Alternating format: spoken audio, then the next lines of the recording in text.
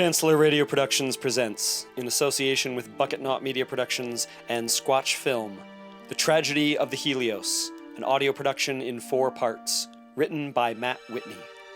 Episode 3, Ab Termino Furor.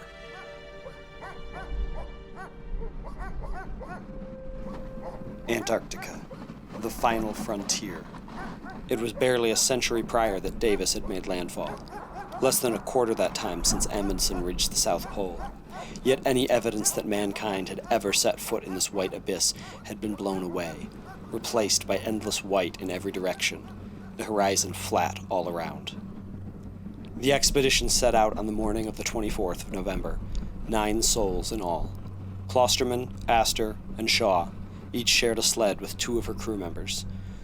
The dogs made good time across the endless tundra, flagging only at midday when the team stopped to eat quickly and secure their cargo. How many days are we from the relief camp? If we keep this pace, 5 days. Can we keep this pace? Salmon? Salmon looked up from his preparation of their cold meat and bread. If the ground stays level, yes. The dogs are healthy and our fortune is holding. Little did Salmon know that their fortune had already turned for the worse. A few hours after their stop for lunch, the lead sled dog got loose and ran off into the tundra. The rest of the pack tried to follow, and though unsuccessful, they succeeded in upending one of the sleds and spilling the contents of another. After righting the sled and repacking everything, no one was keen on spending hours riding through the blistering cold. Camp was struck, and they hunkered down in hopes of a better tomorrow. But the next day brought even greater misfortune. While crossing over what seemed like solid ground, a thin sheet of ice gave way to a deep crevasse. Shaw's sled plummeted into the black chasm along with all its supplies and both crew members. Shaw only survived by leaping from the sled and scaling several feet out of the crevasse. We're ruined. That was all of our food. And 2 of my men! Klosterman stepped forward to break up the impending fight. Do we have any food left? If we ration, I have enough food on my sled to get us to the relief camp, if we don't run into any more obstacles. And if we do? Then we eat the dogs. All we have to do is make it to the relief camp. November 27th. 3 days had passed since the deaths of 2 crew members and 4 sled dogs. In those days, the team had made precious little progress. Hundreds of miles still lay between them and the relief camp, and their food was running dangerously low.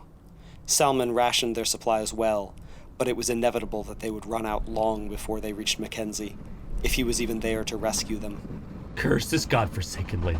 Astor shouted this to no one in particular, and was immediately answered when the sled wedged in a crack in the ice, throwing him onto the hard ground along with his companions.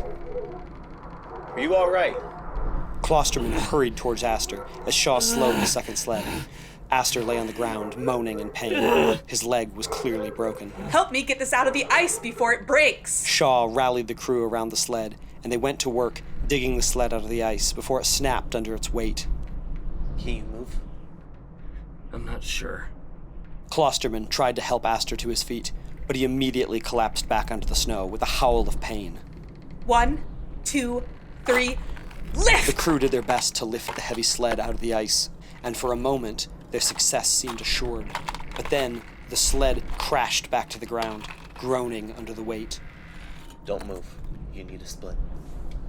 Klosterman turned back to the crew just as their second attempt to free the sled ended in a sickening crunch of wood. The sled sheared off, leaving a broken mess, unable to move or repair. No! Ellen lost her composure, raged at the sled, the snow, at God himself. The rest of the crew sat down, resigned to whatever fate their fearless leader had brought them to. Sunrise the next morning brought the news that 2 dogs had frozen to death. The only comfort in such news was that they wouldn't have to kill another dog for nourishment for some time now. The crew worked together to stack as much equipment as possible on the remaining sled, while still leaving enough room for Dr. Astor, who was unable to walk. The rest of the team would have to continue on foot. slowing their already tedious pace to a crawl. Klosterman walked close to Shaw, speaking with her in low tones that the rest of the crew could not hear. What are the chances we reach the relief camp before we run out of dogs to eat? We have no other option. I've not lived this long to starve to death. And when we reach the relief camp, what then? I'm not even hopeful Mackenzie will be there. You can do what you like. I plan to continue on to the South Pole. I worry Stephen can't make the trip. The return trip would be equally arduous. And then what?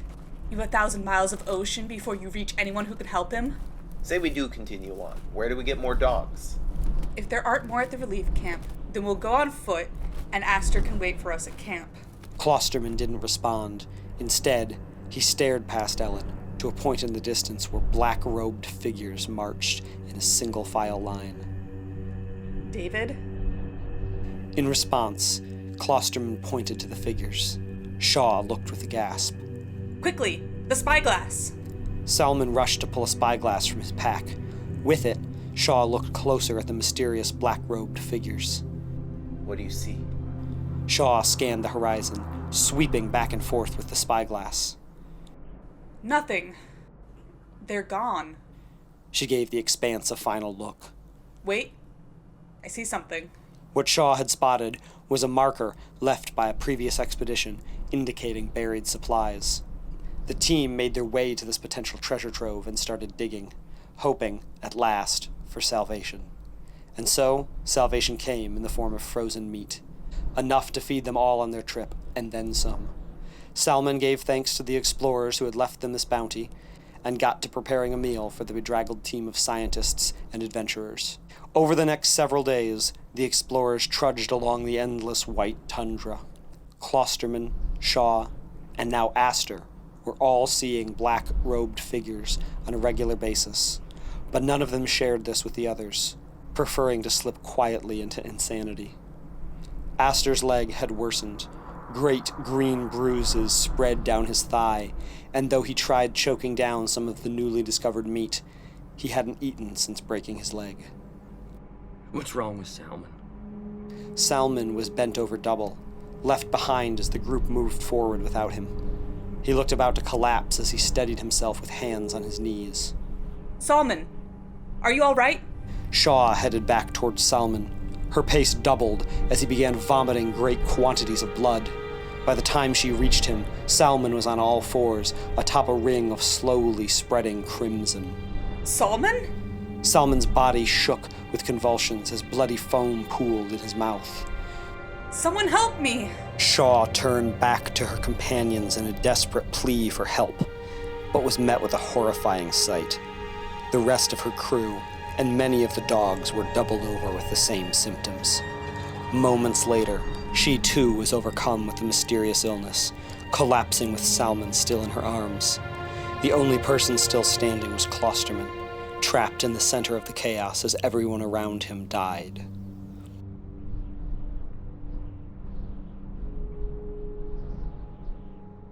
This has been a Chancellor Radio production in association with Bucketnaut Media Productions and Squatch Film.